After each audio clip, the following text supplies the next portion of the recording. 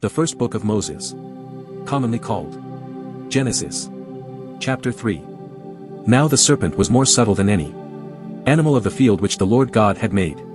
He said to the woman, Has God really said, You shall not eat of any tree of the garden?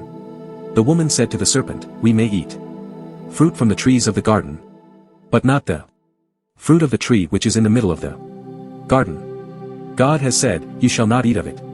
You shall not touch it, lest you die. The serpent said to the woman, You won't really die. For God knows that in the day you eat it, your eyes will be opened, and you will be like God, knowing good and evil. When the woman saw that the tree was good for food, and that it was a delight to the eyes, and that the tree was to be desired to make one wise, she took some of its fruit, and ate. Then she gave some to her husband with her, and he ate it too. Their eyes were opened, and they both knew that they were naked. They sewed fig leaves together, and made coverings for themselves. They heard the Lord God's voice walking in the garden in the cool of the day, and the man and his wife hid themselves from the presence of the Lord God among the trees of the garden. The Lord God called to the man, and said to him, Where are you? The man said, I heard your voice in the garden, and I was afraid, because I was naked, so I hid myself. God said, Who told you that you were naked? Have you eaten from the tree that I commanded you not to eat from? The man said, The woman whom you gave to be with me, she gave me fruit from the tree, and I ate it.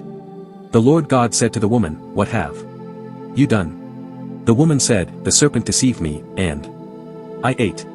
The Lord God said to the serpent, Because you have done this, you are cursed above all livestock, and above every animal of the field. You shall go on your belly, and you shall eat dust all the days of your life. I will put hostility between you and the woman, and between your offspring and her offspring. He will bruise your head, and you will bruise his heel. To the woman he said, I will greatly multiply your pain in childbirth. You will bear children in pain. Your desire will be for your husband, and he will rule over you. To Adam he said, Because you have listened to your wife's voice, and have eaten from the tree about which I commanded you, saying, You shall not eat of it. The ground is cursed for your sake. You will eat from it with much labor all the days of your life.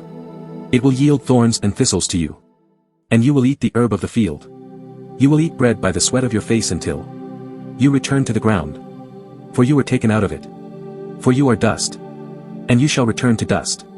The man called his wife Eve because she would be the mother of all the living. The Lord God made garments of animal skins for Adam and for his wife, and clothed them. The Lord God said, Behold, the man has become like one of us, knowing good and evil.